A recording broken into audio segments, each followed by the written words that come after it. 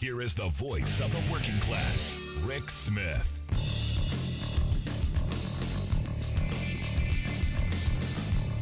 And welcome, brothers, sisters, working class heroes. This is the Rick Smith Show.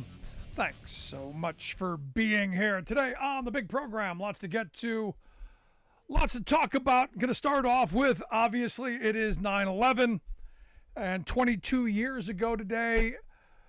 To me, seems like it was yesterday, to be honest. Everyone I've talked to today, same kind of feeling, knew where we were, what we were doing, who we were doing it with, what we were talking about. It seems burnt into our memories, into our minds, into who we are. And I'll tell you, I remember, every detail of the day. I was back home in Cleveland. My grandmother was having a knee replacement done.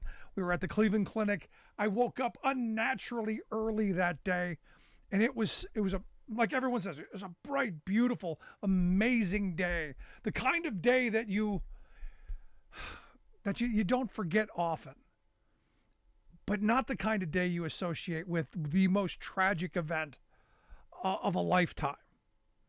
And, I remember, clearly we were around our family, everyone was there. And I remember at the moment that the news came on the TV, what we were talking about, because we were busting each other's shoes as families do. And I remember the moment it happened, you could see the faces, the sorrow, the dismay, the confusion. And as the day went on, as the day unfolded, the anger and the division that then became. And that's one of those things that has stuck with me, because I was in a place, the Cleveland Clinic is a very diverse environment. Virtually people, it's like the United Nations, if you will, because it's an extraordinarily large teaching hospital. And in those hours that I was in that place, because we were there morning to night, you could see already us tearing apart. And, I couldn't help that day, while my grandmother was in surgery, because while it was going on, she was under the knife, remembering thinking this was someone who Pearl Harbor changed her life. That was their generation. And for her to go to sleep and wake up with another Pearl Harbor type attack in her lifetime, what that meant. And then, we talked pretty much the whole time she was out about that, because a lot of my family members had military backgrounds, and immediately the older ones, her brother was like, this is an attack. This is, and he focused right in on that. And we talked about, what is this going to mean? Who is it? And everyone, went to where eventually we figured out it was. And watching the behavior of people, something I'm never going to forget.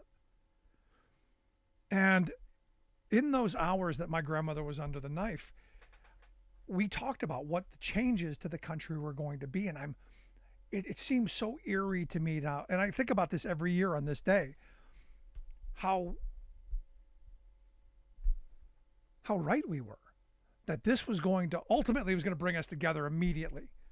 But long term, this was going to rip us apart, because you could already see the divisions. We weren't the homogenous country that the World War II generation was. We were a much more diverse country even then, because you could see the reactions of the people in the hospital. I remember two people of kind of Middle Eastern descent, talking to each other and going, "Did you do that?"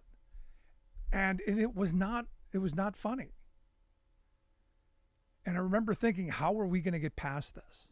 I remember driving home afterwards and gas prices going up to like $9 a gallon. Obviously, the city of Cleveland came back the next day and said, you go undo all of that damage you did. But that night, that's what it was. And that gave way to coded color-coded fear, if you remember. Remember the Tom Ridge, the color codes, the red for severe, the orange for high, and we were orange a lot. The yellow for elevated, the blue for guarded, and if it was green, it was low. It was rarely green, as I remember. Always throwing us in the yellow and the orange to keep people on edge. And that gave way to coded language then. You know, radical, Islamic, extremist, terrorist, all those words meant to incite to anger, to pit us against, because war. Now look, I go back and I say I was all in favor of going into Afghanistan after bin Laden. 100%. You had me at, we're going to go get the people who did this. I get revenge. I get retribution. I get that 100%. And was all in favor. And I take responsibility for being all in favor of going, yeah, go get him. Whatever we need to do, whatever we have at our disposal, you go get those criminals, you go get those people, and you hold them accountable. However, I'm not a death penalty person, but you know what? If that's what happens, that's what happens. Then we made this bizarre turn. Got to go to Iraq. I was 100% against that. Again, tearing at the country, tearing us apart. And ever since then, it's been slicing and dicing. You know, I put out on Facebook today, I go, you know, everyone remembers where they were today. Everyone remembers what they were doing and who they were talking to. Everyone who was alive.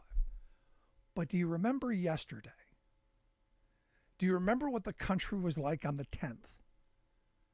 Do you remember not being divided as much? Do you remember not being as fearful? Do you remember being not as hateful? Because they used that masterfully, to pit us against one another and everyone else. And globally, that response, because look, I wasn't alone in get bin Laden after 9/11. I was not alone in this. The country was basically unified. Go get them. But we made that turn. And we destabilized that whole region of the world. And we've destabilized the world because of it. I'm curious where folks were, what they were doing, what their thoughts on this day are. It's one of those things that, you know, it's hard to explain. But my fear at the time, and I talked about this quite extensively at that point, we're going to send people into harm's way. Because I remember watching those men come back from Vietnam, and we're not going to take care of them. And you look what we did to the 9/11 responders, how long it took to get them the funding that they needed, how long it took to get the VA budget and money, and we still don't have all of it. The rich got richer, the poor got poorer. And I remember at the time, you know, when we went into Iraq, talking about Smedley Butler and the war is a racket, the rich get richer and the poor get dead frames.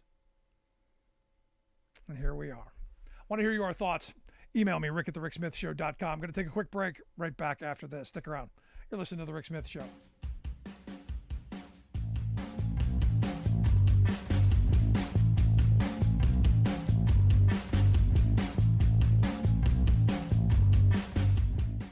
We are AFGE, the American Federation of Government Employees. We represent 700,000 federal and D.C. government workers who are the vital threads of the fabric of American life. We support our nation's military. We take care of our nation's veterans. We protect our nation's borders. We respond to our nation's crises and natural disasters. We provide services to our nation's seniors. The American Federation of Government Employees. We work for America. The phone lines are open. Give Rick a call at 1-866-416-RICK. That's 1-866-416-7425. We are AFGE, the American Federation of Government Employees. We represent 700,000 federal and D.C. government workers who are the vital threads of the fabric of American life. We support our nation's military. We take care of our nation's veterans. We protect our nation's borders. We respond to our nation's crises and natural disasters. We provide services to our nation's seniors. The American Federation of Government Employees. We work for America. Welcome back to the Rick Smith Show. Now, here is Rick Smith.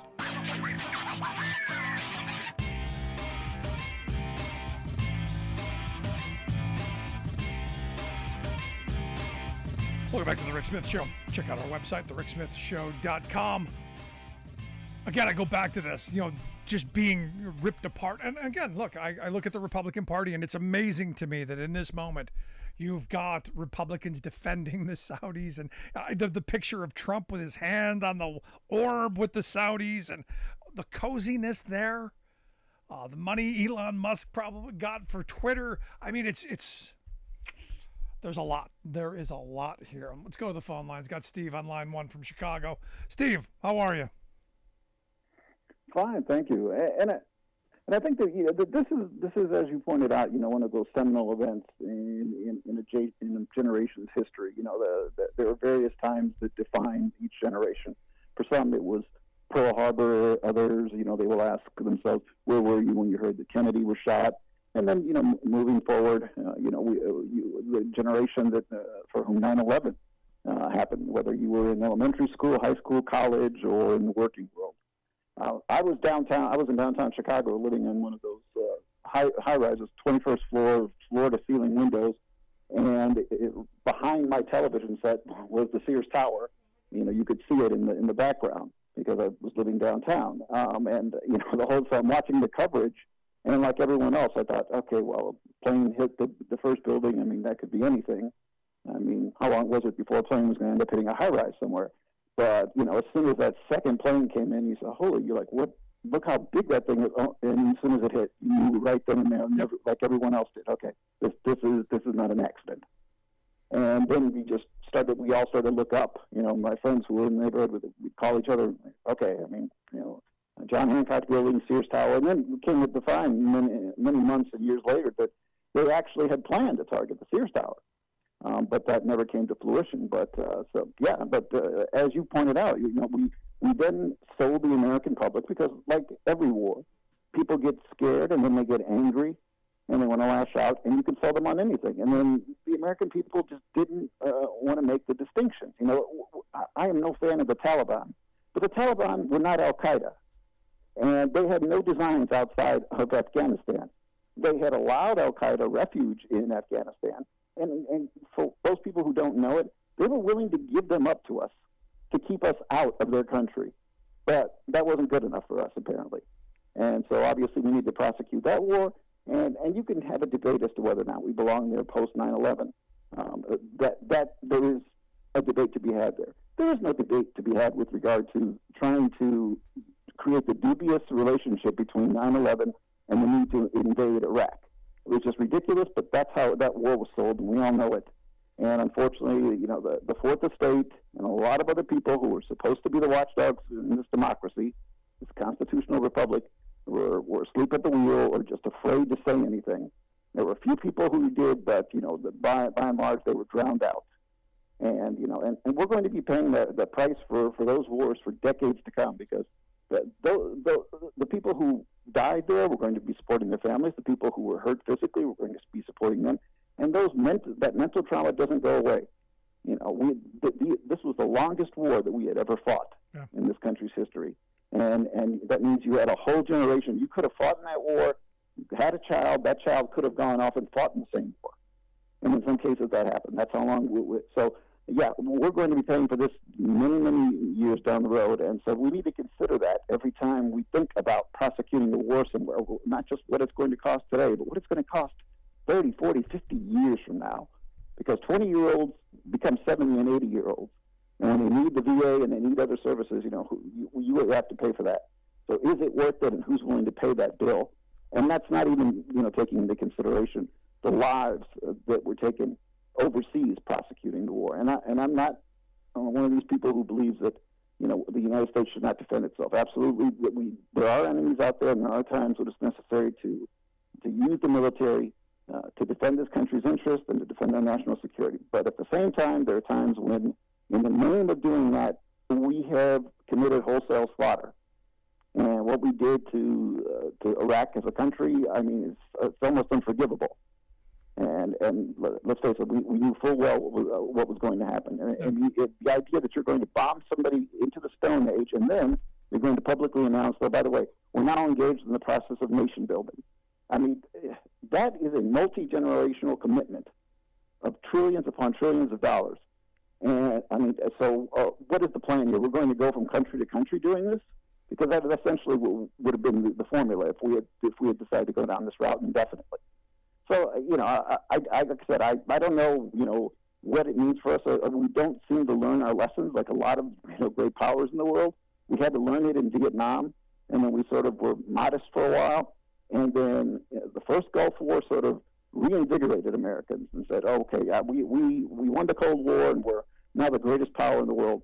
And I firmly believe that 9/11 was even more devastating because those of us who are old enough to remember, the 1990s I consider to be possibly the last great decade in American history.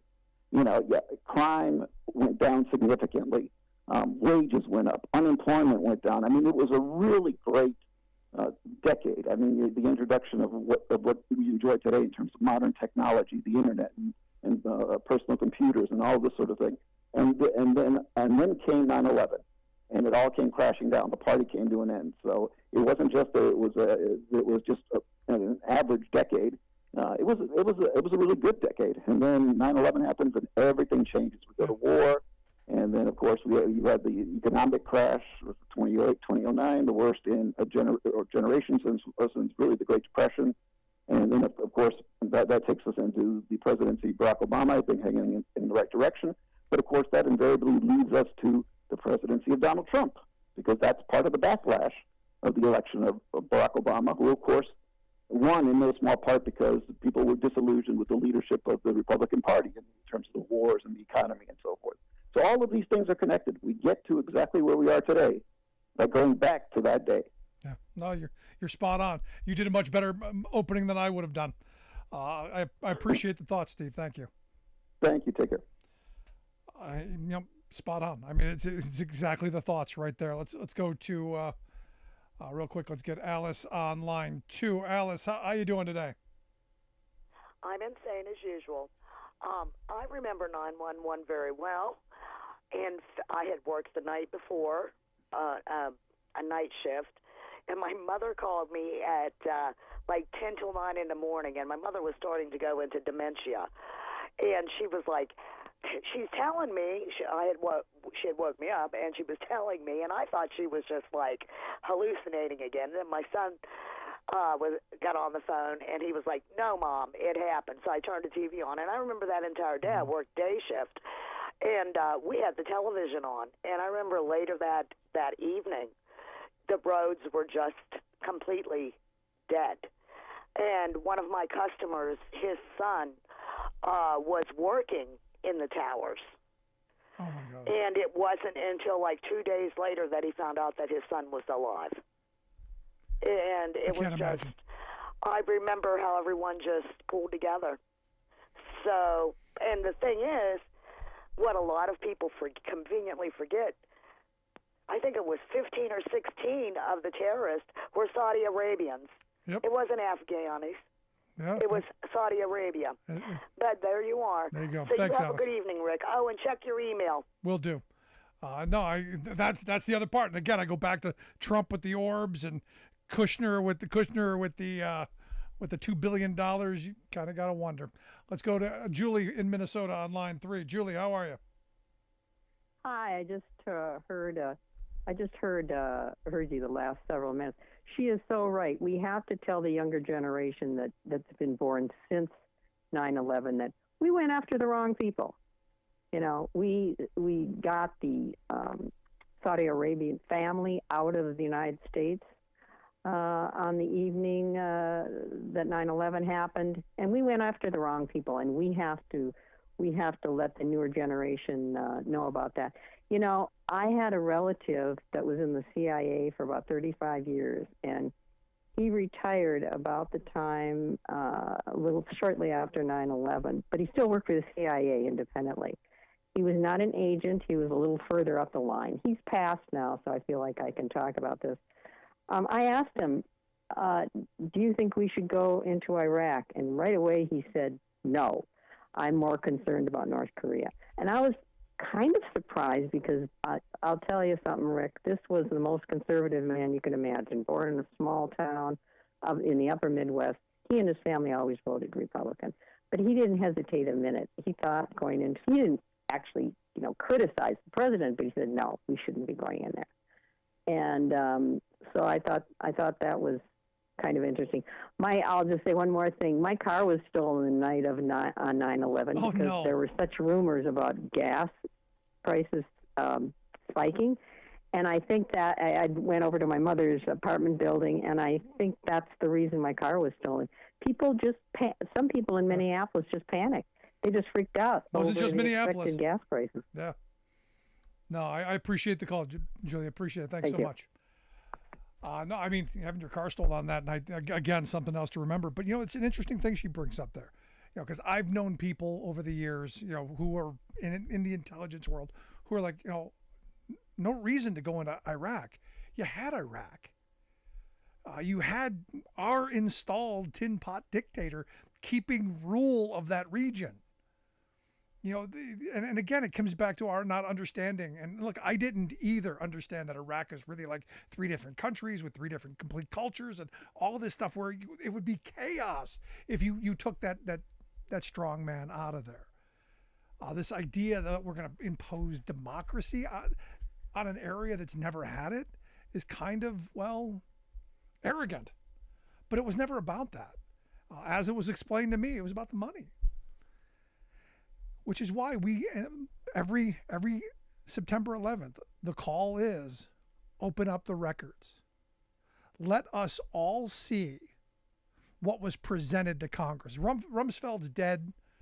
Most of the people who Bush sent in to do this stuff are gone. Open up what was shown to our elected leaders. And I've been told, and in a little bit, I'm sure I'm going to have one of those people tell me the same thing again, that if I was shown what he was shown, I would have gone along with it. He can't tell me what he was shown because it's sealed. So for the younger generation, the call is open up those records so that we get to see what happened and make sure it never happens again, which is why I'm a big supporter of transparency in government so that we're not fooled again. Now, on going into Iraq, I was never fooled. Never bought the aluminum tubes, never bought the cartoon drawings of mobile labs. Look, I knew Hussein had weapons of mass destruction. And everyone did, because we gave them to him. He was our tin pot dictator. We put him there. But you could argue, had a lot to do with money and a lot to do with oil. If you remember, Operation Iraqi Liberation. Oil. That was the original operational name for it before they turned it into Operation Iraqi Freedom. Oops on that one. Want to hear your thoughts? Email me, rick@thericksmithshow.com. Quick break, right back.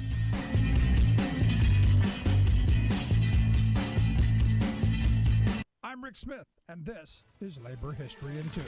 On this day in labor history, the year was 2001. We pause to remember those who died in the 9/11 attacks. Of those killed, nearly a quarter were union people. Hundreds of firefighters were lost, dozens of building tradespeople, and many other unions lost members as well, including the AFT, SEIU, Unite Here, CWA, and AFSCME. Those lost that day will remain firmly forever in our memories. What is less well known is the number of those first responders who are suffering from chronic and fatal diseases related to 9/11 or those who have already died. It is estimated that over 400,000 people were exposed to World Trade Center contaminants. These include more than 70 carcinogens and other hazardous substances. Of those exposed, over 91,000 were first responders. As of June 2017, over 67,000 first responders and over 12,000 survivors had registered in the World Trade Center Health Program run by the Centers for Disease Control and Prevention. The program provides medical monitoring, health evaluations, and treatment for those who qualify. Of those registered responders still alive, more than 45,000 suffer from certified conditions as defined by the Zadroga Act of 2010. And for registered survivors, nearly 10,000 suffer from certified conditions. Close to 700 registered first responders have already died from certified conditions. However, this number is considered a low estimate given that there were many who died before the program was established. There are also a number of illnesses believed related to the attacks but not yet certified. If you are a survivor or were a 9/11 first responder and would like to enroll in the World Trade Center Health Program, please visit cdc.gov/WTC or call toll-free 1-888-982-4748. Last week, I talked about how Labor Day was created in the 1880s by rebellious workers. But I'm celebrating the spirit again this week because a momentous new energy has been building in today's union movement. Indeed, renewed union rebelliousness has put labor back in Labor Day. Previously cast as a day off, it's now a day on, rallying working-class activism and celebrating nationwide strikes by such disparate groups as Teamsters and Hollywood actors. This is making the corporate bosses very antsy, for it's the harbinger of a new order that is undermining absolutist boss rule. Particularly alarming to the plutocratic establishment is the new aggressiveness of the United Auto Workers Union under their recently elected grassroots president, Shawn Fain.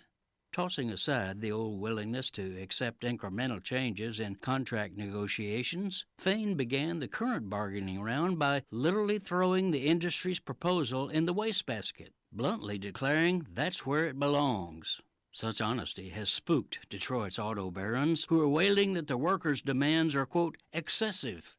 This from pampered CEOs, each pocketing between $20 and $34 million a year in personal pay. Pathetically, the corporate establishment has no better retort to Fain than to try its tired old Red Scare bugaboo. This man studied Trotsky, squealed one squeamish corporatist on TV. No, instead, Shawn Fain has clearly studied Walter Reuther, Mother Jones, Fighting Bob La Follette, Frederick Douglass, Cesar Chavez, and other American champions of economic fairness and social justice. This is Jim Hightower saying, the big story here is not that a president of one workers' organization is shaking things up, but that organized workers themselves are on the move, demanding economic democracy.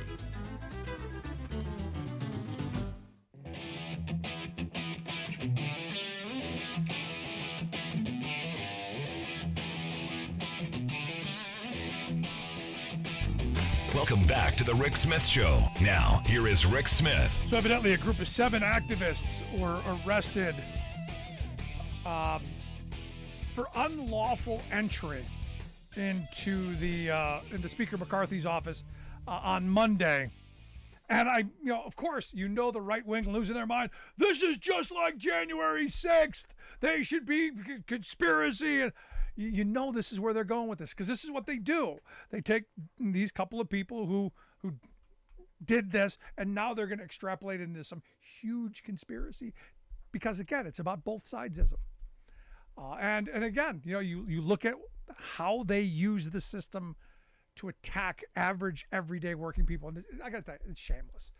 Anyway, here to share some thoughts on his most recent article on just something like this. You remember last week we talked with Greg Palast about all the stuff going on with Trump in Georgia, and then the stuff you don't hear about a couple of protesters who protest Cop City getting almost the same, if not worse, charges under the RICO Act by the state of Georgia. Well, our next guest has written a new piece over at the Philadelphia Inquirer. That's why I've asked Will Bunch to come talk with us. He's a national columnist there at the Inquirer. Will, thanks for taking time for us.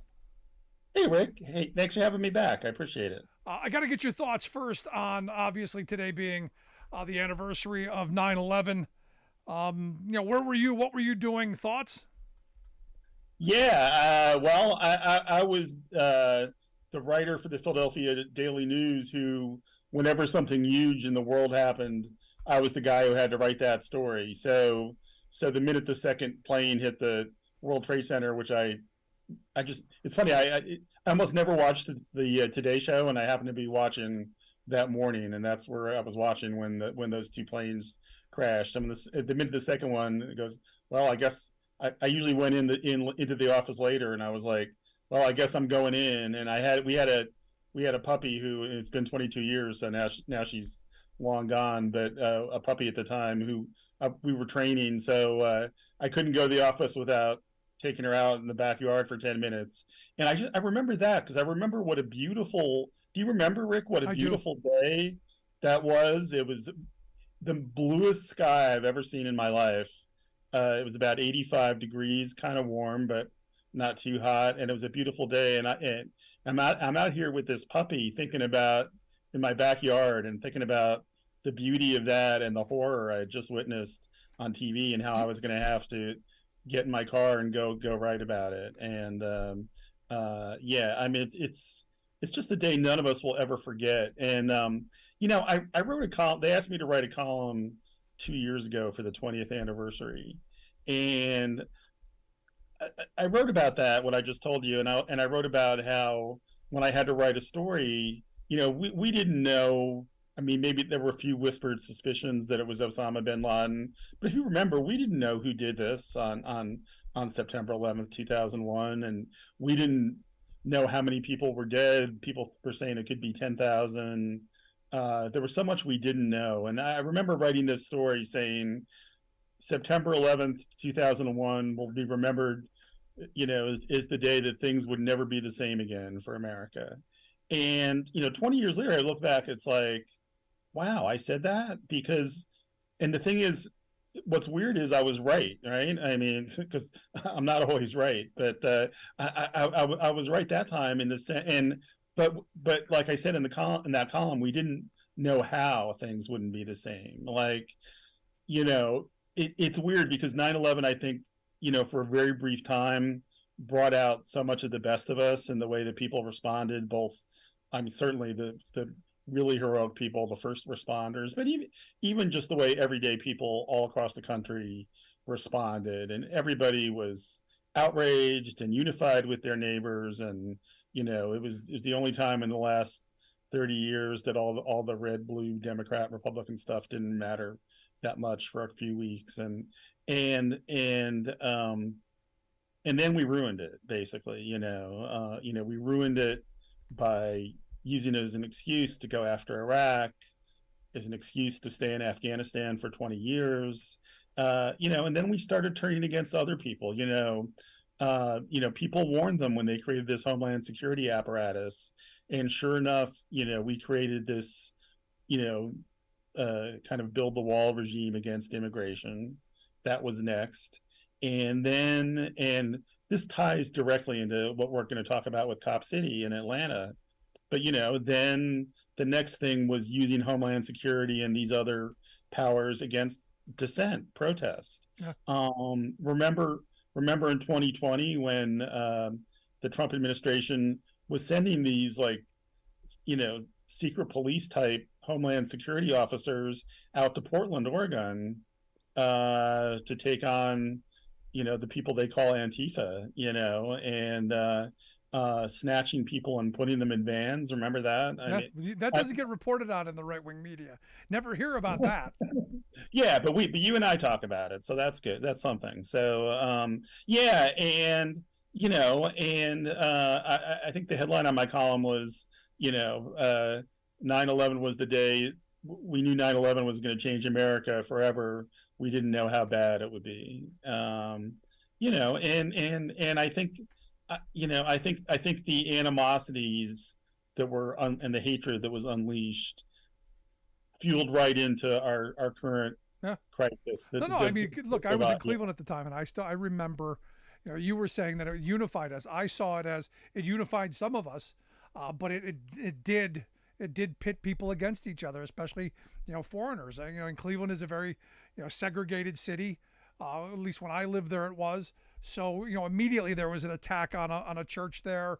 As I remember, some guy drove up the church steps. There was a whole bunch of kind of anger outleashed on certain communities, and that's what really began the whole tearing us apart. And also I remember again after 9/11 they rammed through the Patriot Act.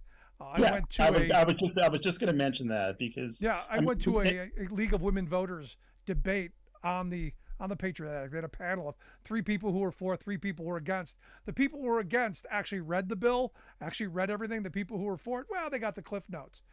But I remember people just saying, look, I want to be safe. I don't care. Give me a national ID card. Let me give you my thumbprint. I just want to be safe. And they played on that. Yeah, I mean, it was crazy the things that happened. I mean, I remember my kids were in elementary school at the time, and, their elementary school built this weird security setup, because they thought the terrorists were going to come to this, elementary school in the Philadelphia suburbs, and all the like field trips that were canceled and just weird stuff that we forget about now. And but you mentioned the Patriot Act, and to me that was like that's when my mindset started to change. And I tell people all the time that that 2-year stretch from between 9/11 and the start of the beginning of the Iraq War, I guess it was less than 2 years actually, that period truly radicalized me.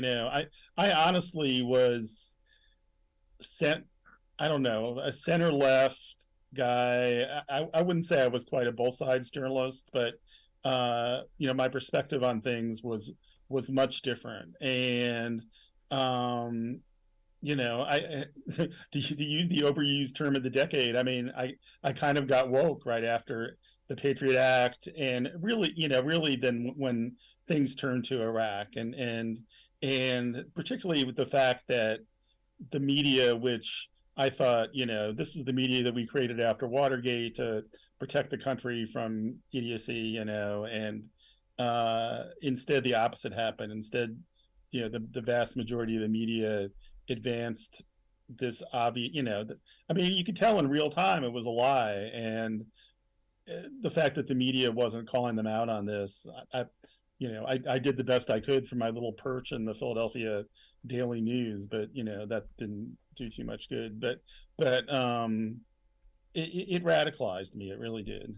Well, again, you look at where we are in this moment, where again the media spends a lot of time, on the horse race and on all the Trump stuff that's going on, and yet very few people, if any. And last week I talked with Greg Palast about what's going on with these protesters down at this Cop City thing, and being charged under the RICO Act and could face years in prison for simply protesting. It's insane. But there's no coverage on this that I can really find. Yeah, I've seen some because I search for it, but you're right. If the average person isn't seeing the news about what's going on in Cop City, and before we start, what is Cop City, so folks know? Oh, sure. Well, it's the nickname that's been given to what the government calls the Atlanta Police Training Center. So Atlanta wants to spend $90 million. Some of it's taxpayer money. Some of it is donated by this foundation that's funded by every gigantic corporation in Atlanta that you could think of: Home Depot, Waffle House, Delta, the corporation that owns the one newspaper in town, the Atlanta Journal-Constitution, which you'll be shocked to learn constantly editorializes and beats the drum for this police training center, Cop City. So they want to build this thing. It's going to have a mock city to teach these cops how to put down unrest, like the people who marched after George Floyd's murder. And it's fascinating. Just last year, I think in 2022, there was this documentary that not too many people saw it, but it was really fantastic, called Riotsville, USA. And what it chronicled was in the 1960s, after all the unrest, like after Martin Luther King was assassinated, they built not one but two of these mock cities to teach cops how, instead of trying to fix these cities, they built mock cities to show cops how to crush protests. And so it's not a new idea, but it's interesting. I mean, tying it all together with like 9/11. I mean, since 9/11, some of the things, first we saw the militarization of local police. These Army surplus personnel carriers. Yep. And my little podunk town's got a tank. Yeah, a tank, right? It's insane, right? Giving these towns the tanks, and certainly the riot cops who, I heard some conversation the other day. People were talking about the famous 1968 Democratic Convention in Chicago and the protests there, and they pointed out that it was terrible. But you see the cops out there in just their blue shirts, and they have a nightstick, which is not great. And you look at the cops they sent out today with the masks and the stun guns and all the equipment, and it's just insane. So that's kind of where it started. Some of the tactics, like kettling protesters and arresting hundreds of them. I mean, that's been going on since 1999, the 2000s, and with the battle in Seattle. I mean, yeah, That's why I said 1999. That's kind of where it all started, I think. But then in the last few years, and really accelerated after 2020 and the George Floyd protests, you've seen states passing a lot of stuff with oil companies and climate change, right? Where now it's a crime, now it's like a major felony to do anything in or around a pipeline, or even the trespass on an oil pipeline is like a felony in some states now, especially red states. But these laws where you basically have the right to plow your car into a group of protesters and get away with it. Florida, of course, under DeSantis, passed an extreme anti-protest law a couple of years ago, and so what's happening in Cop City, there've been a lot of protests. One thing about this police training center is it's being built in a very environmentally sensitive area. That it's 85 acres of lush forest on the edge of Atlanta are being raised to build this project, and so it's attracted a lot of environmental activists. Call them eco warriors or whatever, but people who are willing to camp out in the woods and occupy this site and try, And so in January of 2022, January of this year, 2023, there was a confrontation, and a police officer shot and killed one of these eco protesters at the Cop City site, and claimed that he was shot at and it was self-defense, and there's more holes in the police story than in a hunk of Swiss cheese, right? And then around the time the state of Georgia, and there's the Democratic prosecutors in the two relevant counties haven't covered themselves with glory, but really it is the Republicans, Brian Kemp and this Republican attorney general who wants to succeed Brian Kemp, this guy named Chris Carr, who earlier this year they lodged domestic terrorism charges against a few dozen of the protesters. Then they raided the office of the bail fund, that all it does is raise money to, when these protesters get locked up, bail them out. Yeah. And they accused them of aiding and abetting, money laundering. Oh wow, money laundering. Yeah, I mean, just insane. And so I've been fascinated by this story, and in June I convinced my editors in Philadelphia to send me down there for 4 days and report as much as I could. I mean, I kind of helicoptered in, I guess, but to report as much as I could, and I really tried to meet as many people from the community and activists and talk to people about what's really going on there. Yeah. Now, we had talked with Greg Palast last week about this, and and he said, look, the local district attorneys, didn't charge people with this stuff. They charged them for the crimes that they committed, trespassing. If they broke a window, they got charged with breaking a window. The stuff that. Yeah, and I mean, the whole thing about civil disobedience is, I mean, you plan to get arrested. You are blocking a street, or you're trespassing or whatever, and not nonviolent civil disobedience. And look, I don't know if you and Greg talked about this, but I mean, there have been some acts of violence in terms of not property violence, not against people, but there's been acts of. That's what I said. If someone broke a window, you charge them for what they did.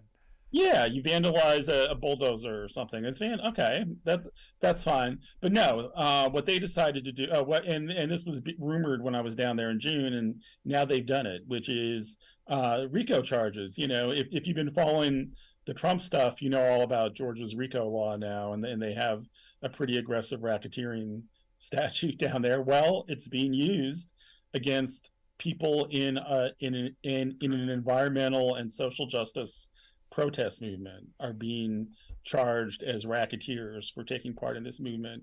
And some of the quote overt acts, as they call it, that are part of this racketeering enterprise are just ridiculous. One of them was a guy signing ACAB, which stands for all cops are bastards, on a letter. That was an overt act. Somebody committed an overt act buying glue because apparently, I guess, they thought protesters were going to glue themselves to something at the site. But here's the thing. And this bail fund, raising bail, but mutual aid, collectivism. They define anarchism. And I'm not an anarchist personally, but I think it's a philosophy people can legitimately have and discuss. But not in Georgia, where anarchism has been defined as a crime, basically now under this indictment. It's really radical stuff. So last question I've got for you on this, because I know some of my MAGA hat wearing friends are out there going, well, we should be able to build our cop city because we got to protect ourselves. We need cops keep us safe. And look, I support the police when they're not wrong. What do you say to people who go, we need to enforce the law. We need to have, people who are going to do this. Why does this matter to the red hats that we're prosecuting people under the RICO Act for protesting? Yeah. Well, the big thing, and in the long story I wrote back in June about Cop City, I got into this a lot, which is that, well, first of all, I mean, there are much less expensive and more reasonable options. I mean, this 90 million thing is kind of a Taj Mahal type thing, and it's a matter of civic priorities. Atlanta is maybe the most gentrified city in America. They've seen their Black population in just a short time go from 62% to 47% because working class Black people are being driven out of Atlanta.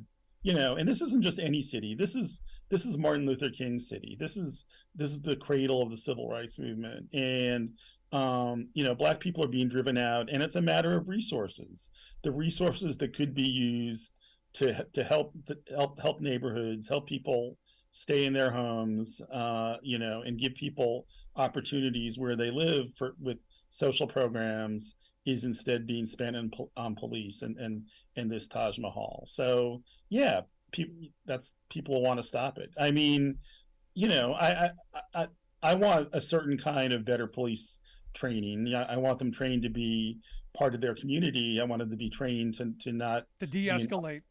To not be an occupying army, but to see themselves as people who are there to serve the community and not to lock up the community. But there's no evidence that Cop City would be that type of facility. That it would further the kind of warrior cop policing that's been so detrimental, that we've seen on TV so much. The article, Georgia criminalizes post-George Floyd protests in a new blow to democracy, written by Will Bunch. We'll get links out on social media how you can take a look at that. Will, as always, fabulous stuff. I appreciate you taking some time, keeping us informed and up to date. Oh, Rick, thanks so much for having me on. I really appreciate it. Good stuff. Thanks so much, our good friend Will Bunch. I want to hear your thoughts. Email me, rick@thericksmithshow.com. Going to take a quick break. Right back. Stick around. You listen to The Rick Smith Show for working people.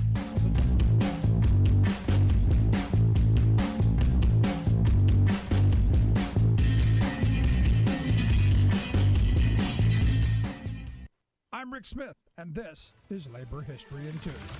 On this day in labor history, the year was 1851. That was the day that a Maryland planter named Edward Gorsuch was killed in Christiana, Pennsylvania. Gorsuch had come to Pennsylvania to try and recapture 3 black men that had escaped from slavery on his farm outside of Baltimore 2 years earlier. A year after the men escaped, Congress passed the Fugitive Slave Act. This penalized helping those who had escaped slavery with a $1,000 fine and up to 6 months in jail. Emboldened by the law, slave catchers chased those who had made the journey to freedom in the North. Gorsuch received news that the men he was looking for were in Lancaster County, Pennsylvania. 2 of the escaped slaves were at the farm of William Parker, a black man who had also escaped slavery in Maryland. Located just north of the Mason-Dixon line, Lancaster had a well-established underground railroad network. An armed black self-defense group had developed to stand against the slave catchers. Gorsuch and his son gathered a group of men and headed north. At the Parker farm, they were confronted by a group of at least 50 black men armed with guns and pitchforks. Gorsuch refused to leave, and a gun battle erupted. Gorsuch was shot and killed in the exchange of fire. Parker, his family, and the 3 formerly enslaved men fled to Canada. 38 others who were there that day were charged with treason for taking part in the confrontation. This included Castor Hanway, a white man who had tried to defuse the standoff. None of the charged were ever convicted. In the South, slave owners were outraged that no one was punished. Tensions between the North and South sharpened. As a result, the country moved closer to the Civil War, the bloody conflict that finally ended slave labor. For more information, go to laborhistoryin2.com, like us on Facebook, follow us on Twitter at laborhistoryin2. You're listening to The Rick Smith Show, where working people come to talk. So evidently lawyers for Donald Trump have asked the judge, Tanya Chutkan, to recuse herself because evidently, I don't know what cockamamie reason they came up with. She was a former assistant public defender. She was appointed by Obama. I don't know. Whichever one it was, that's what we're getting. Maybe it was because she was one of the tougher, sentencers on the January 6th people. Who knows? Now, here's the thing. This is where I'm talking to my lefty friends here. When she doesn't recuse herself, and she shouldn't, and should just throw this out, if that hasn't happened already, please don't call her a hero. Please don't put her on a pedestal. Don't call her brave. Don't do any of those things. This is a judge doing their job. Let's not elevate this stuff to make them social media stars or build them up in any way. They're doing their job. Give them credit for standing up in the face of adversity, for doing their job. But I don't foresee this happening. Now again, I'm no legal expert, but I just don't foresee it happening. Also, you remember that whole Elon Musk thing? How Musk said that he was buying up Twitter, so that we can have free speech and all that. And then, free speech, he charges people $5.99. Free speech, only $5.99 to get a check mark. Evidently, the ex who is now formerly known as Twitter, evidently has been throttling back people looking for the New York Times stuff.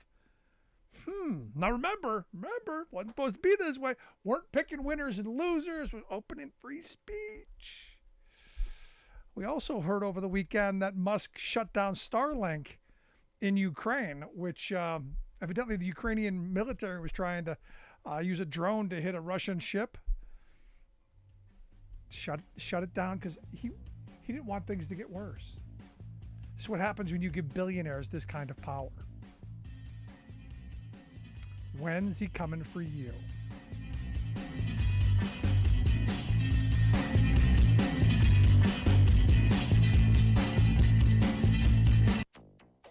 We are moving out of society's comfort zone. Earth just had its hottest summer ever recorded. Tourists have been trapped on the island, unable to leave. Extreme storms caused deadly floods in Brazil and Greece. Plus, Biden administration moves to block oil drilling in Arctic National Wildlife Refuge. Again. Again? All of those deja vus and more straight ahead. From BradBlog.com, I'm Brad Friedman. And I'm Desi Doyen. Stand by for 6 minutes of independent green news, politics, analysis, and snarky comment. People are not affecting climate change. You're going to tell me that back in the Ice Age, how much taxes did people pay and how many changes did governments make to melt the ice? I'm not going to tell you anything, Marjorie Taylor Greene. I wish you would just go away. This is your Green News Report. Okay, Desi Doyen, we are still trying to make sense of the endless summer of extremes, not only here in the U.S., but all around the globe. Oh, indeed. And now the data is in. Last month was the hottest August on record globally since record keeping began in the mid-1800s. August was also the second warmest month ever, behind only July 2023. That's according to the World Meteorological Organization. The new record hot August caps a full season of brutal and deadly temperatures. The last 3 months were the hottest June, July, and August ever recorded globally by a significant margin, generating multiple prolonged extreme heat waves and extreme storms across the northern hemisphere. People are not affecting climate change. Oh, my God. Japan recorded its hottest summer ever in 2023 and set a new all-time high national heat record. Australia notched its hottest winter ever in the southern hemisphere in more than a century of record keeping. In South America, numerous countries also set new all-time high winter heat records. Here in the U.S., 80 million Americans are suffering through yet another record-setting extreme heat wave, with blazing temperatures straining electric grids from Texas to Maine. Hot weather in 9 states forced schools that lack air conditioning to close or be dismissed early this week. According to a recent study, about 14,000 public schools that didn't need air conditioning in the 1970s will need cooling systems installed by 2025. Only if you give a damn about people. People are not affecting climate change. Globally, a new analysis by Carbon Plan projects that by 2030, nearly 1 billion people will be exposed to at least 1 full month of dangerous extreme heat every year. This summer, global ocean temperatures also hit new record highs, significantly boosting extreme storms. In southern Brazil this week, a powerful cyclone triggered deadly flash floods in several cities, killing at least 31 as we go to air and displacing thousands. Southern Europe was hit by a massive storm that caused devastating flooding across Spain, Greece, Turkey, and Bulgaria. In Greece, which has been grappling with Europe's worst wildfire season in decades, the storm dumped a jaw-dropping 2 feet of rain in just 10 hours, inundating several cities. In an interview with PBS NewsHour, NASA Chief Scientist Gavin Schmidt emphasized that the infrastructure and systems of the 20th century were not built for the accelerating 21st century climate crisis. I have a feeling he must have been out on the ledge at the time. We are moving out of society's comfort zone. And that means that places that were prepared for a certain spread of temperature and a certain number of extremes are now being hit with larger extremes. They're being hit with higher temperatures, more intense rainfall. And the structures that we have, the infrastructure that we have, is just not being able to cope with that. The World Meteorological Organization attributes the extreme events primarily to human-caused global warming from burning fossil fuels and warned that these records are unfolding before we see the amplifying warming effects of a new El Nino in the Pacific Ocean. But there is some good news. Really? Is there? Yes. U.S. federal regulators have halted a Trump-era rule that allowed highly flammable, liquefied natural gas bomb trains on the nation's railroads, pending a new review of the safety of transporting volatile substances that must be kept at extremely low temperatures when shipped. That is good news. And finally, the Biden administration this week moved to impose a permanent ban on oil drilling across millions of acres of pristine Alaskan wilderness. The conservation action does not affect the controversial Willow Project due to a court judgment. In a separate announcement, Interior Secretary Deb Haaland moved to cancel all Trump-era drilling leases that had been permitted in Alaska's Arctic National Wildlife Refuge and restored the refuge's decades-long drilling ban. Protections to be restored to ANWR. Yep. Excellent news. We'll take it. For much more on all of these stories and the ones we couldn't get to today, check out our website at greennews.brandblog.com. Are you tired of think tank approved corporate news and commentary? Are you tired of CEOs telling you what to think, who to hate, and who to vote for? Well, welcome to the Rick Smith Show. We don't take orders from some boardroom, and we don't do focus groups or talking points. We don't work for them, and we never will. I'm Rick Smith, and I work for you. Join us daily at thericksmithshow.com and download the podcast and never miss a minute.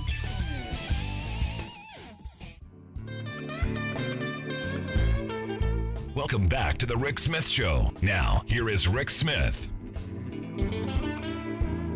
So I come back to this. You know, I call every September 11th for Congress to open up what was shown to members to get them to vote to go into Iraq. And I think we need to renew that every year. I think we need to push for that.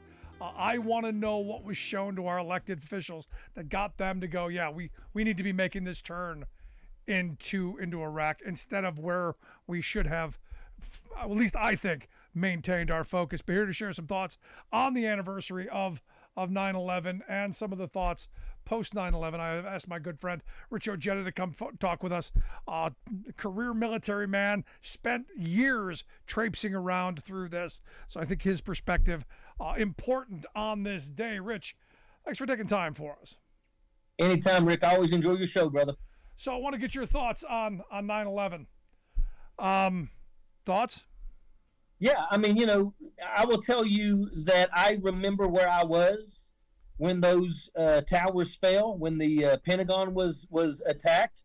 I was actually at Fort Polk, Louisiana. Now, I was stationed at Fort Bragg, but we had taken a battalion down to Fort Polk, and we were training them up and getting them ready for Kosovo. And I will never forget when I was stopped at a checkpoint where one of my NCOs said, "Sir, a plane has crashed into the World Trade Center." And we were like, wow, that's horrible. A plane crashed, probably lots of death. It was very, very, it was horrible to hear. Yeah. What a terrible pilot. Yeah. We just like continued on with our mission. And it wasn't very long afterwards, I come right back through there. And then the same sergeant said, "Sir, a second plane has hit the tower and one has hit the Pentagon. We're under attack." And I will never forget, because when you are in the box, and that's what it's called down at Fort Polk, Louisiana, you are pretty much away from anything and everything. And at that point, we were all like dying for information. We wanted to know because, now that we were under attack, this was a big deal. Yeah. So I found who's the enemy? Hooked up inside of his Humvee, and we watched the towers fall. And I said, this is going to change our lives.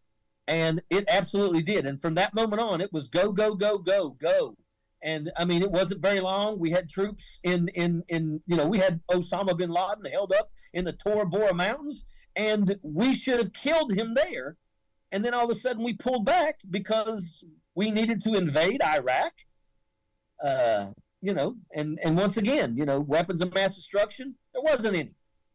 So I mean, there's a lot of people that are struggling. We lost a lot of good men and women. I mean, it's September the 11th will be in our memory for the rest of our lives. And a lot come from that. And especially people like you who spent years engaging in, for most people, I think, after 9/11, our patriotic duty, as I remember George Bush, asking us, was to go shopping. But you actually, you blood, sweat, and tears into this. Yeah, but that's what we did. I mean, I was a combat soldier. So, be honest with you, I can remember when we were loading up to go, and we literally looked at each other and was like, this is our Super Bowl. You know, you're a combat soldier. You train every day for combat, and now it's time to put it to use. And we went, and you know, we lost a lot of good people. We're forever, you know, affected by it. I mean, I got post-traumatic stress disorder. I mean, anybody, you cannot live over there where mortars and rockets, and you're getting into firefights, and I've been in 2 explosions. I mean, you know, you will never forget that, and it will always be with you. You know, and there's very few combat units out there that haven't experienced loss. I will tell you that I'm a combat engineer officer, and ever since 9/11 happened, and everybody started deploying, you know, our jobs was to find the IEDs, and usually we found them underneath our vehicles. And, you know, I tell people, you will not find an engineer unit today in the United States Army that doesn't have soldiers that are missing legs and arms. They stay in the military, they pass the ability to stay in, and literally they pop off their legs, and, you know, I mean, it is what it is. I don't know if that's a good thing or a bad thing, to be honest. Well, you know, it's a bad thing that they lost, you know, arms and legs. But, you know, the fact that they still want to stay side by side with their brothers and sisters, even if it means going back to combat. I know lots of guys that were walking patrols in Iraq and Afghanistan with a false leg. So let me ask you this, because, you know, obviously from that moment forward, it's been politicians lining up to take photos with soldiers and wrapping themselves in the flag, and I mean, especially our Republican friends. So when you look at what Tommy Tuberville is doing in the Senate, you know, blocking all these nominations, and we know why he's doing it. Has nothing to do really with the religious, you know, abortion stuff. It has everything to do with hoping Trump comes back into office and is able to, you know, appoint who patronize, you know, do the patronage appointments that they want. I'm curious, when you look at this, what do you see? Well, first and foremost, I see somebody who's never had the guts to pick up a rifle and man a post, and he's trying to literally hurt our men and women in uniform. And we're talking, you know, Army, Navy, Air Force, Marines, Coast Guard, Space Force, all of this. You know, what he is doing right now, he's blocking the promotions of over 300 officers. And by the end of this year, it's going to be double that. And understand that what that does is that places our nation in jeopardy. Think about a general officer and the requirements that it takes to be a general officer. And when a general officer decides to retire or move on to another position, there's always another person that's a general officer that is ready and able to move in and assume the duties and responsibilities of that role. Right. What Tommy Tuberville is doing right now is he has got all of that on a halt. So if a general leaves a position, there's nobody right now in the line to move in and take that role. So what it means is that you may have somebody that has to step up to the plate and occupy that position, but he may or she may not be qualified to do that job. And when you have people that aren't qualified to do that job, you can't guarantee that they can do the job correctly. And if they can't do the job correctly, it will affect soldiers, sailors, airmen, Marines, all across the military in a very negative way. Tommy Tuberville is absolutely wrong with what he is doing. And when this is over with, legislation needs to be wrote in Washington, D.C. to make sure there is never another time when one person can literally hold our military at bay. This is un-American for him, and it's absolutely, you know, we every single person in Washington, D.C., Republican or Democrat, should be livid at Tommy Tuberville right now. He is using our military as his game, and we're not a game. But he said it has nothing to do with national security. He said this doesn't Yes, it does. do anything. Yes, it does. It absolutely is placing us at risk. You know, he's not thinking this through. He doesn't understand. Imagine that you spent your whole military career. You've got 30 plus years in the military. You are literally ready to to cross over into the general ranks. You've got multiple combat deployments under your belt. You know, you've done everything. You've attended every single school, and you're literally ready to take up, you're ready to assume the duties and responsibilities, but you can't because of one guy who is playing these games. You know, and this is not the thing. This is not the way we do it. This is un-American for Tommy Tuberville. He is an absolute joke. And once again, this has to be, if there's not legislation that is created after this to make sure that somebody like him can never do this again, then absolutely something is wrong in Washington, D.C. Well, this is where, again, I come back to the people who voted for him. You know, this is where we're supposed to, again, we love the military. We talk about it all the time. We've got photo ops and all kinds of things.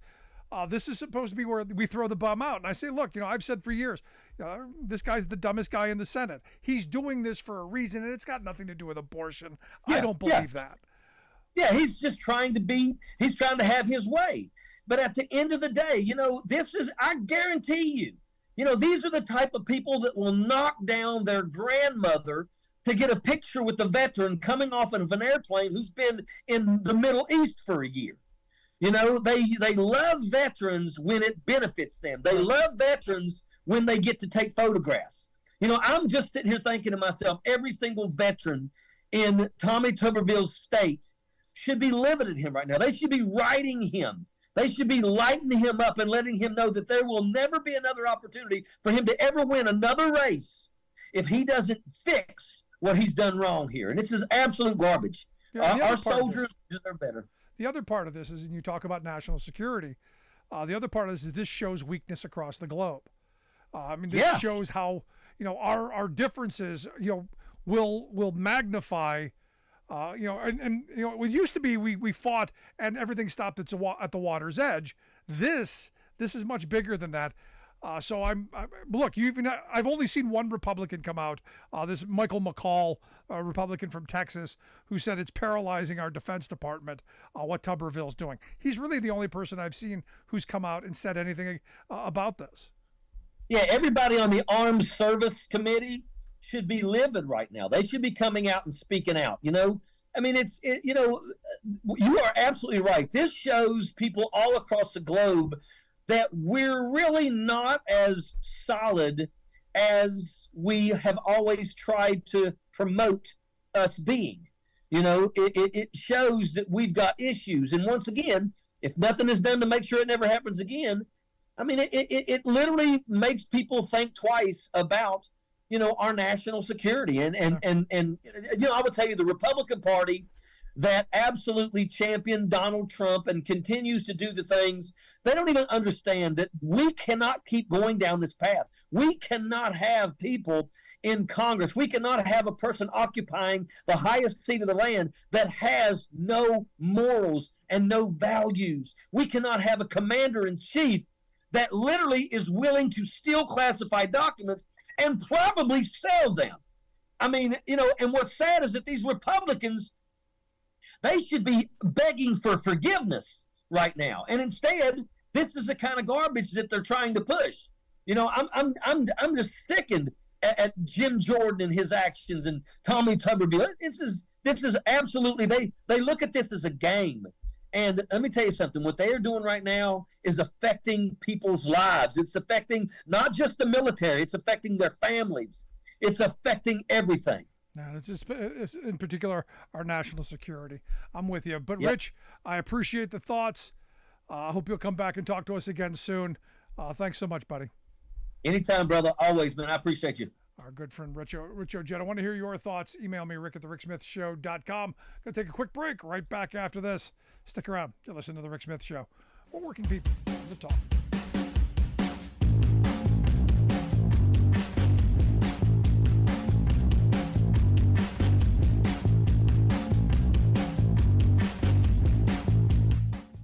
We are AFGE, the American Federation of Government Employees. We represent 700,000 federal and D.C. government workers who are the vital threads of the fabric of American life. We support our nation's military. We take care of our nation's veterans. We protect our nation's borders. We respond to our nation's crises and natural disasters. We provide services to our nation's seniors. The American Federation of Government Employees. We work for America. The phone lines are open. Give Rick a call at 1-866-416-RICK. That's 1-866-416-7425. Welcome back to the Rick Smith Show. Now, here is Rick Smith. I got to tell you, this Tuberville thing is just beyond me. It makes fight your fight, fight your issue if you have to, but you don't hold the country, you don't hold the country hostage. But again, this is a party that's, has a history of this. Look at the debt ceiling fights, always till the end. Let's go to the phone. We got CJ in Madison on line one. CJ, how are you today? I'm good. Thanks for taking my call, Rick. You and I have spoke a number of times, and I appreciate you taking my call. Don't always agree, and I don't agree with you or your guests, because Chuck Schumer, the leader of the Senate, could bypass these issues in the military from Tuberville, but he wants to politicize it and keep it as an issue. And I hear you always tell only part of the story along with your guests, because when you look back at Iraq, how many UN resolutions did Iraq not comply with the UN and the International Atomic Energy Association?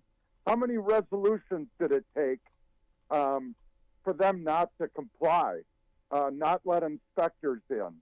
They did use mass destruction, killed 300,000 of his own people. And he No, they did. hit I said right from the beginning, CJ, that he had weapons of mass destruction. He got them from us. That's how we knew. And he hit them. Yeah, well, They they destroyed them. No, they destroyed them years before. 18 resolutions, Rick. As much as I'm not a fan of Scott, as much as I'm not a fan of Scott Ritter, maybe you should look at his reporting. They didn't find them. I'll be happy to, but it took 18 resolutions, and finally George W. said, "This is the last chance. We're not going to give you that." They kept, Saddam was not forthcoming, wouldn't let inspectors in, and played the cat and mouse game, and the UN did nothing. And we've now got over 100, our open border. We now have over 100 terrorists that have been on our watch list that are now in our country.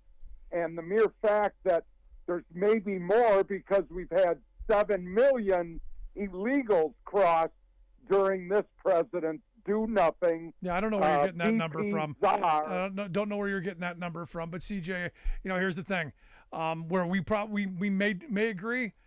By going into Iraq, we opened up a massive can of worms. I don't know what your position would be, but we destabilized the globe because of this. And for what? For what we already knew. We don't get to see what was shown to our elected officials that got us into going into Iraq. But what we do now know is there was nothing there to be found. So we went in there on a lie, and we found nothing, CJ, and that's my problem. And I'm done with this. I appreciate the thoughts, though. Thanks so much. No, this is again one of these things we're going to relitigate the history of whatnot we now know. There was nothing there, and we didn't. We were told we're going to get Bin Laden. There was no connection between Bin Laden and Saddam Hussein. There wasn't. But hey, Halliburton made a lot of money. Defense contractors made a ton of money. And this is my problem with again, I go back to that era of talking about Smedley Butler, who I haven't thought about in a bit. And seriously read, his pamphlet, War is a Racket. The idea that we're going to make rich people richer and poor people dead. And that's what we did. And it's frustrating to go back and think about, where we were as a nation on this day before all of the decisions that were made.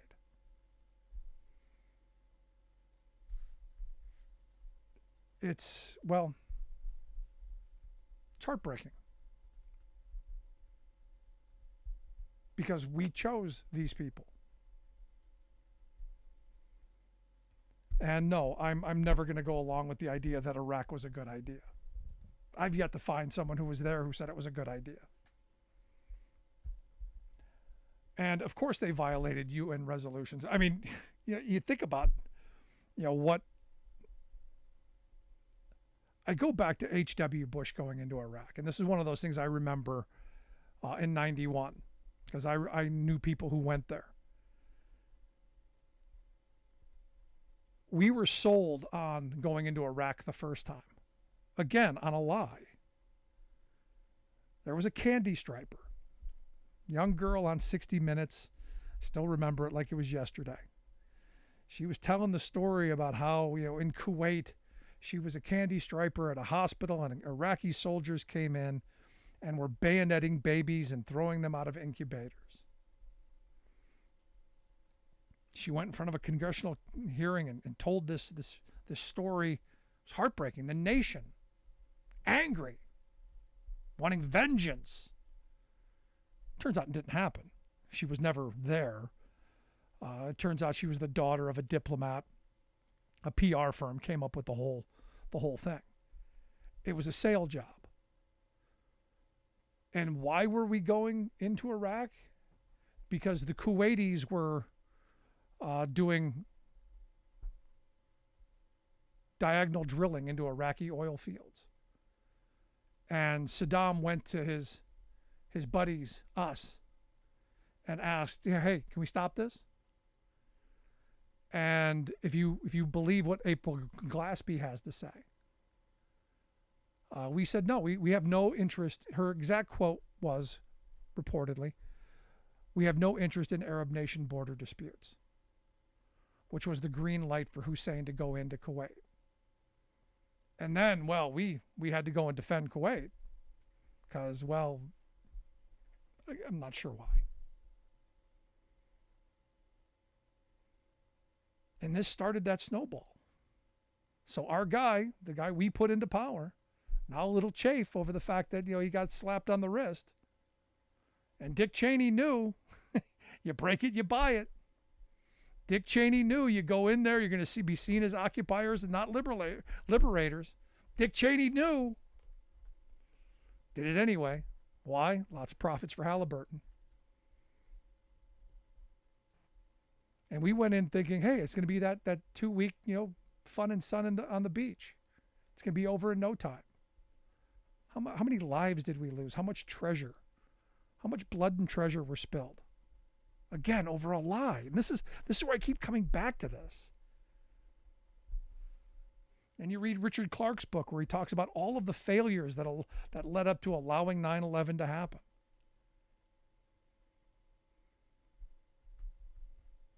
The August 6th presidential daily briefing that evidently Bush must not have read because he didn't know that anyone would attack, buildings with planes, except the one he was in Georgia where they thought someone was going to attack the hotel he was in with a plane. But never mind, don't let reality get in the middle of all that because we got UN resolutions. And again, a UN, and I love when people who generally bash the UN for being toothless and worthless, then you go, see, the UN resolutions. Cripe's sake.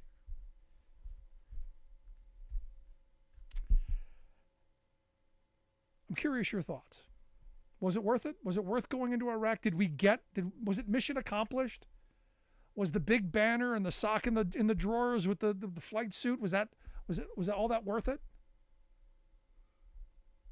Because we've done exactly what most people predicted, and I too. We haven't taken care of the people who are suffering from that. And no, I don't believe Schumer has the ability to go over Tuberville.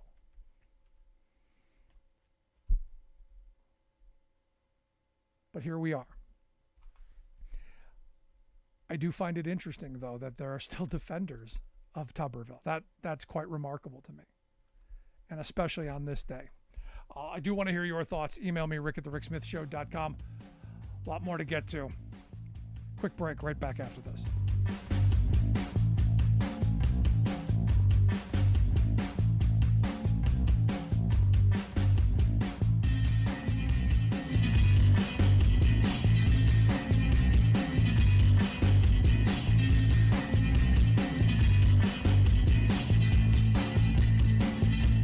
I'm Rick Smith, and this is Labor History in 2.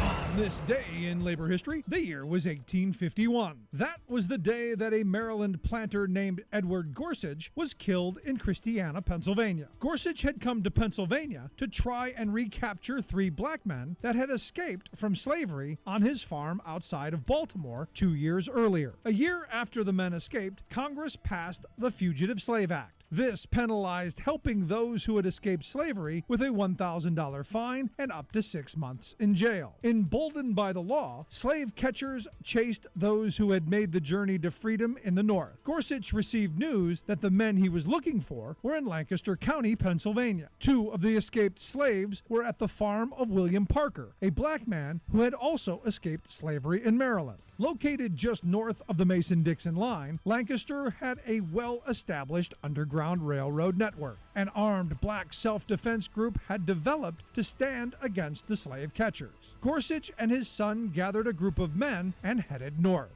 At the Parker farm, they were confronted by a group of at least 50 black men armed with guns and pitchforks. Gorsuch refused to leave, and a gun battle erupted. Gorsuch was shot and killed in the exchange of fire. Parker, his family, and the 3 formerly enslaved men fled to Canada. 38 others who were there that day were charged with treason for taking part in the confrontation. This included Castor Hanway, a white man who had tried to defuse the standoff. None of the charged were ever convicted. In the South, slave owners were outraged that no one was punished. Tensions between the North and South sharpened. As a result, the country moved closer to the Civil War, the bloody conflict that finally ended slave labor. For more information, go to laborhistoryin2.com, like us on Facebook, follow us on Twitter @laborhistoryin2. Last week, I talked about how Labor Day was created in the 1880s by rebellious workers. But I'm celebrating the spirit again this week because a momentous new energy has been building in today's union movement. Indeed, renewed union rebelliousness has put labor back in Labor Day. Previously cast as a day off, it's now a day on, rallying working-class activism and celebrating nationwide strikes by such disparate groups as Teamsters and Hollywood actors. This is making the corporate bosses very antsy, for it's the harbinger of a new order that is undermining absolutist boss rule. Particularly alarming to the plutocratic establishment is the new aggressiveness of the United Auto Workers Union under their recently elected grassroots president, Shawn Fain. Tossing aside the old willingness to accept incremental changes in contract negotiations, Fain began the current bargaining round by literally throwing the industry's proposal in the wastebasket, bluntly declaring that's where it belongs. Such honesty has spooked Detroit's auto barons, who are wailing that the workers' demands are, quote, excessive. This from pampered CEOs, each pocketing between $20 and $34 million a year in personal pay. Pathetically, the corporate establishment has no better retort to Fain than to try its tired old Red Scare bugaboo. This man studied Trotsky, squealed one squeamish corporatist on TV. No, instead, Shawn Fain has clearly studied Walter Reuther, Mother Jones, Fighting Bob La Follette, Frederick Douglass, Cesar Chavez, and other American champions of economic fairness and social justice. This is Jim Hightower saying, the big story here is not that a president of one workers' organization is shaking things up, but that organized workers themselves are on the move, demanding economic democracy.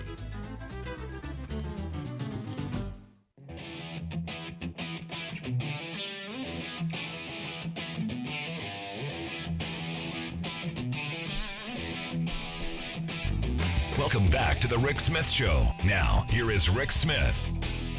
So clearly, being 9/11, today I have been thinking about my next guest all day long. And we've had this conversation a number of times, and unfortunately we're going to have it again, because every September 11th I call for Congress to open up all of the stuff that they showed to people like my next guest, so we all get to see what was on display. That's why I've asked my good friend, former Ohio Congressman and political analyst Bob Ney, to come share some thoughts. Bob, thanks for taking time for us. Well, thank you, Rick. So let's get to this. Thoughts on this terrible anniversary? I mean, I was to be in the World Trade Center that day, and because of my friend and your friend Ellen Ratner, I didn't go. I changed the date to the week before. But I ended up in the Capitol and was part of the evacuation. Actually, ordered it with the Assistant Sergeant of Arms for the House, and it's a traumatic day for the whole country and for the people, the staff that worked there, and fleeing for their lives, knowing that a plane was headed there within 14 minutes. The brave Capitol Hill police that stayed and made sure everybody got out. It was a day of trauma for this country, and we just won't forget it.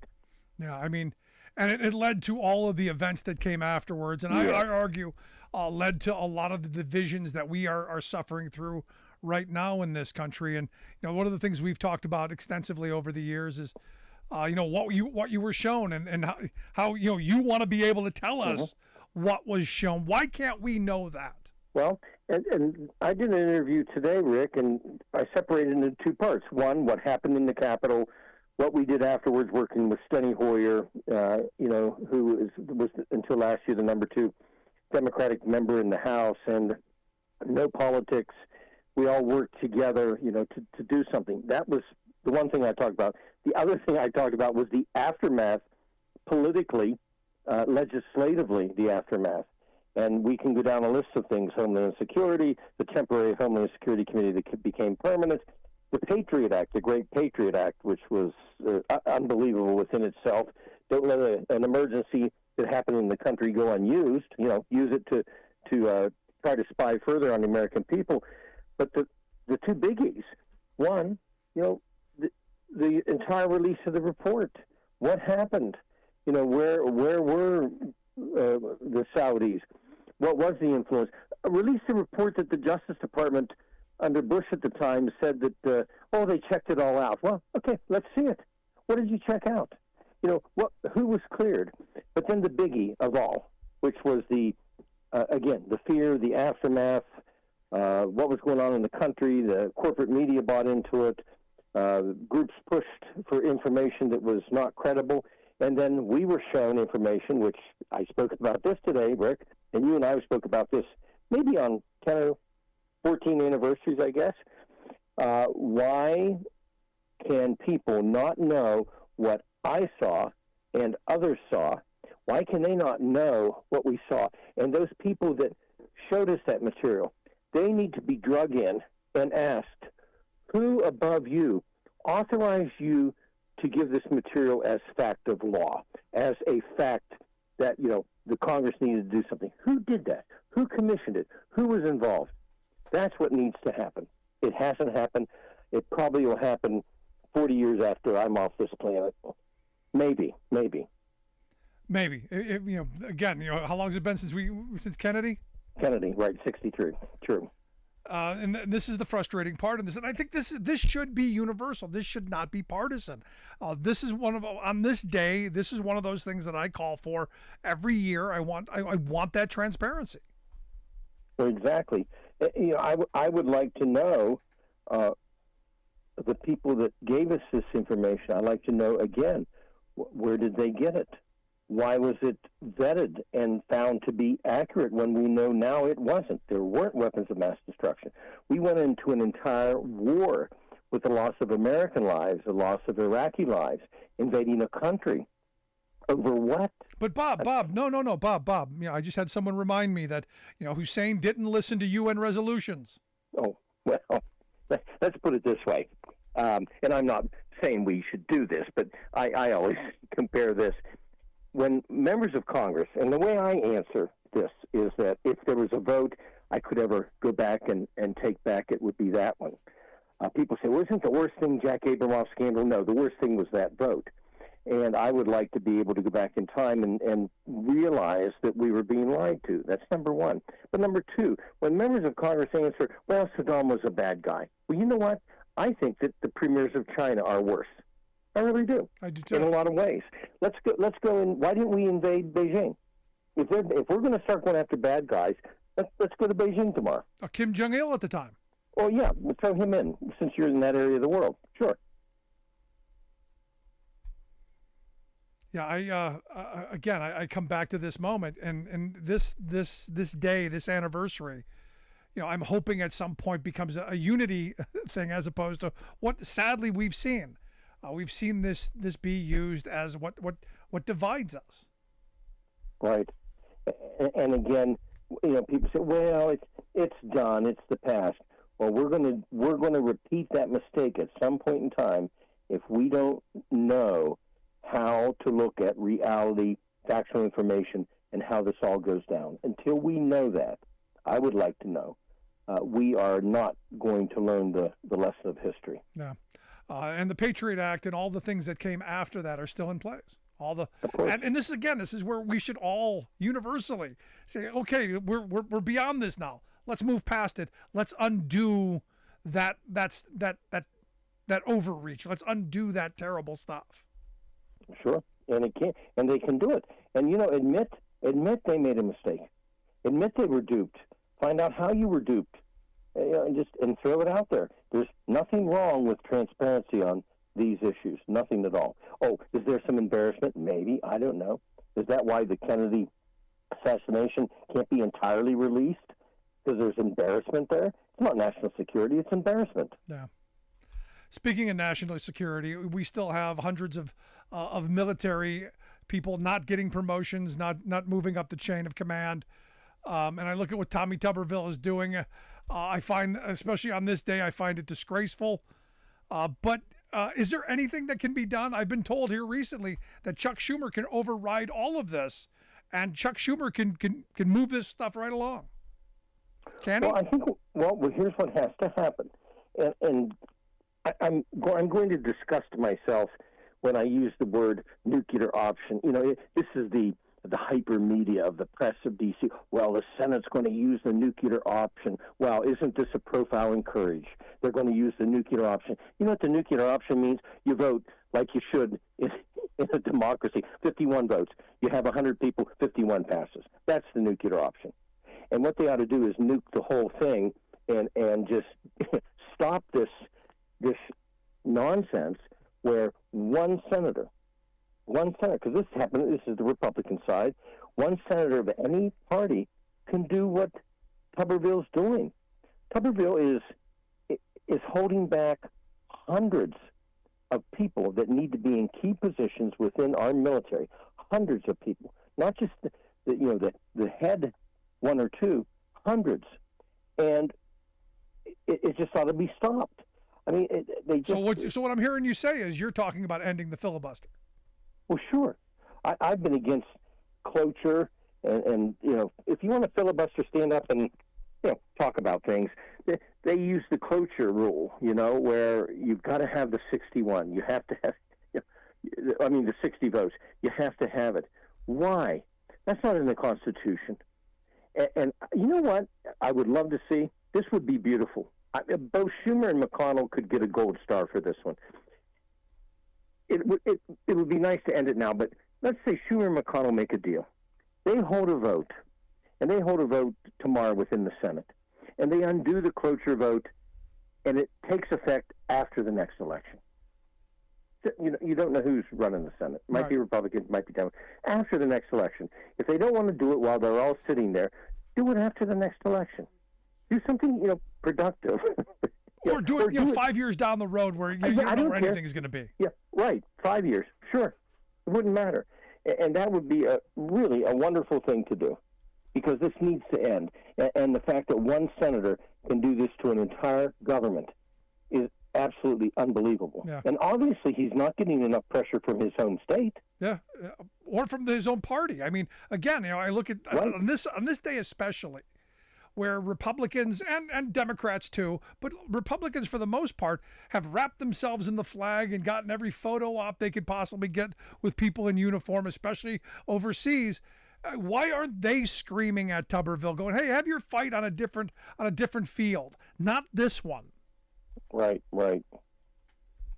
Yeah. But again, there's a lot of things we should be ending. The filibuster being one of them, and let's not forget, the government shutdown we may be careening towards at any moment, because we got a debt ceiling, Bob. We got a debt ceiling. Well, first of all, one of the greatest things that I thought, one of the only things I thought when McCarthy became Speaker that was good, that was in there, was not the fact that one person can take the Speaker out. That's ridiculous. But the fact that they were going to go back to the appropriation bills one by one. I thought, here we go. You air it all out. You air it out line by line. Citizens get to hear things. Right now, anyone listening to this show, your option is to say to your member, don't do either one, the continuing resolution. When they do these one by one, they have to start to debate every issue within every line item within every agency. And you have a chance as a citizen to say, I know you've got, Head Start's coming up. I want to support Head Start. And they've got to go line by line, item by item. The way they're doing this, they just put the whole thing together. They punt it down the road for 3 months, 4 months, eventually 1 year because it's an election year. That's what they do. Now, the Republicans promised to not do it that way. They promised to do item by item. That promise is broken. They only did what? Did they do one bill? Was it? I think it was one. I can't remember what it was. They did one bill. And they should have done, I think they had... But that's a lot of work, Bob. Well, it is. Exactly. It's a lot of work. True. That's true. They would have to stop the circus atmosphere and the theatrics. Marjorie Taylor Greene would actually have to stop some of the circus theatrics and actually look at a few things that are going on the floor. Well, she'll still find a way to do it. But you mean like calling for southern states to secede from the union? You mean something like that? Like that? Right. So they've broken that promise, and now they're up against the wall. So the Speaker is going to have to do two things. One, be sensitive to passing something on a continuing basis that the Democrats will like in the House and the Senate. He's going to have to do it. Otherwise, guess what happens again? Yeah, it comes to a halt. That's what would happen. It would come to a halt. Yeah. So he's got to craft something that he's going to get some Democrat votes on, because he's going to lose probably, 20 to 25. He won't lose much over that, but he's going to have to do something with the minority leader to be able to get votes. Did you see this story with this former Republican Representative Denver Regelman? Did you see? No. Did you see this story with him where he's talking about, and it's over at HuffPost. He's talking about how the first time he met his colleagues in the House Freedom Caucus.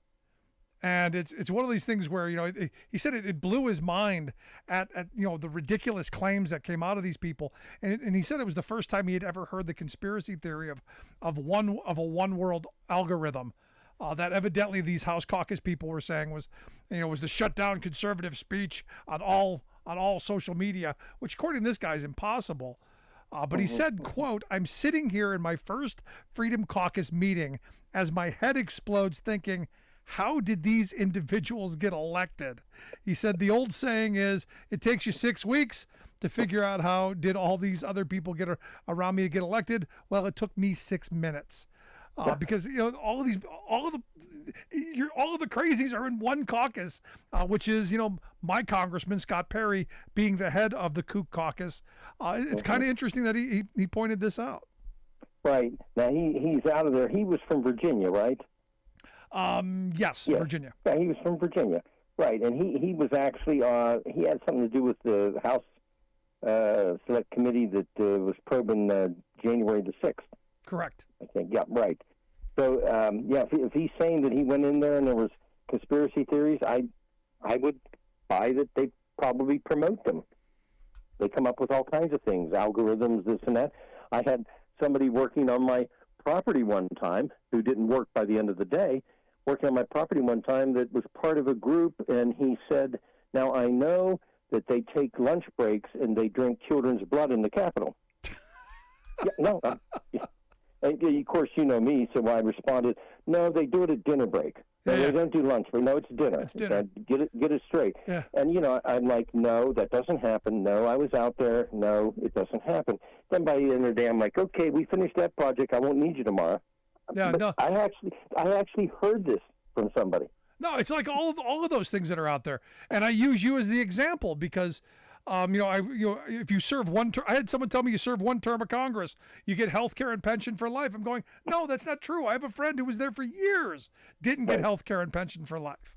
Right. Yeah, my heart attack that I'm still paying for, believe me, I didn't get it. Well, I had a relative that was circulating that, and I called her up and I'm like, will you quit circulating that? The congressional kids get free college. I mean, all these things that I think I looked at the 16 or so items there, and there was one that I had actually approved myself when I had Chair House Administration, where you could offer, you could use your congressional account if you hired somebody and they worked X amount of time to help them with some of their student loans, But beyond that, there was nothing that was accurate in those. And they circulate around and people believe them. Yeah, no, I mean, again, but it's like anything. If it's enough repetition, enough people are saying it from enough different angles, and this is what the right understands masterfully, they saturate people's minds with BS, then people, hey, you want to know stuff, so you learn by osmosis, and boom, you take it at face value. And here we are with people believing that there's some of the most ridiculous, outrageous stuff. And if members of Congress are promoting it, in a congressional caucus, what do you expect? Yeah. Well, they had to get elected by somebody. Right. Scary stuff. But Bob, as always, I appreciate you taking some time for us, and thanks for sharing your memories on 9/11. Yes, sir. Thank you. Our good friend Bob Ney. I want to hear your thoughts. Email me, rick@thericksmithshow.com. I'm going to take a quick break. Right back to wrap things up. Stick around.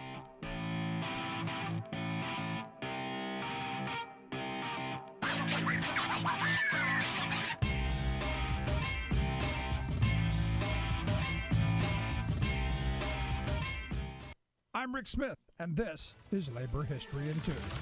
Today in Labor History, we pause to remember the events that took place on the morning of September 11th. The year was 2001. Terrorists hijacked planes and intentionally crashed them into the Twin Towers in New York City and the Pentagon in Washington, D.C. Nearly 3,000 people were killed in the attack, including 634 union members. They were members of the fire and police unions that had responded to help those at the scene of the attack. They were also pilots and flight attendants on the crashed planes. 343 firefighters died on that day. It was the deadliest firefighter disaster in U.S. history. Before September 11th, the greatest loss of firefighters in an urban building collapse fire occurred in Chicago in 1910.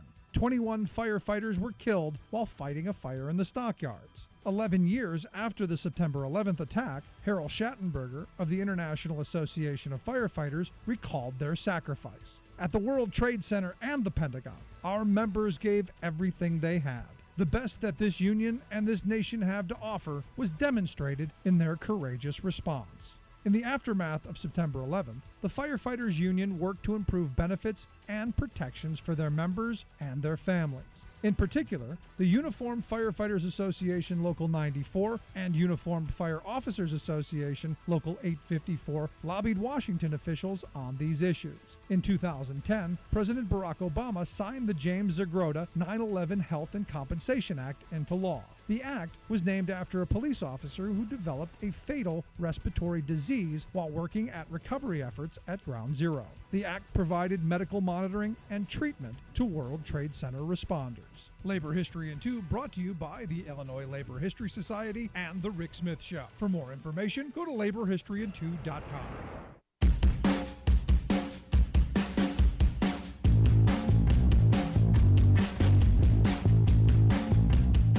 Number of emails from folks telling me where they were on this day, and thank you for your stories. Again, it's all the same stuff, the vivid memory. And here's the weird thing. I got like 15 emails from people all saying the exact same thing. What a beautiful day it was. picturesque day, Norman Rockwell kind of beautiful day. All of these, it's ingrained in our memory. And there's part of me that goes, that's part of, it was such a horrible tragedy that we had to find something positive. And it's that, because I remember it as, it was, I think Will Bunch had one of the most beautiful days he'd ever seen. And I'm going, I remember beautiful days before. But that one sticks in our minds because I think of just how terrible everything was that day. TB from Santa Fe, points out that, like me, you had a relative in the hospital. And, they write that I'm correct. Iraq had nothing to do with 9/11. He says, I had a huge argument with a friend who felt that it didn't matter, that we needed to send a message. I asked her what message, that we could bomb, whoever, whatever, whenever we're mad. She answered that Saddam was a bad guy. And I reminded her, as I said, the U.S. put him in power to poke a stick at the Shah of Iran. She later joined the FBI to fight terrorism. Our friendship has never been the same. War, he says, doesn't just destroy the targeted enemy. It destroys those of us at home as well. And every war leaves more damaged soldiers behind that our government simply kicks to the curb. That has always been my fear. And I've said this before, before we get into these adventures, you should be putting that money aside for what's coming. They finish up with, in addition to all the discarded machines of war making it into our police force, example, Santa Fe is a sanctuary city. Does it really need a Bearcat SWAT Hummer? I don't know. I live in a small town. They got a tank. And we talked earlier about Cop City in Atlanta and wanting to build that. As Iraq and all of that was going on, I was talking about the crowd control techniques that they were going to eventually bring home. And what we got is we got kettling, we got all kinds of stuff. And overseas, lots of toys. The goodbye gun that sends electric waves at you. It's like a taser, only like a ray gun. Makes you feel like you're on fire. Sound cannons and all kinds of fun toys.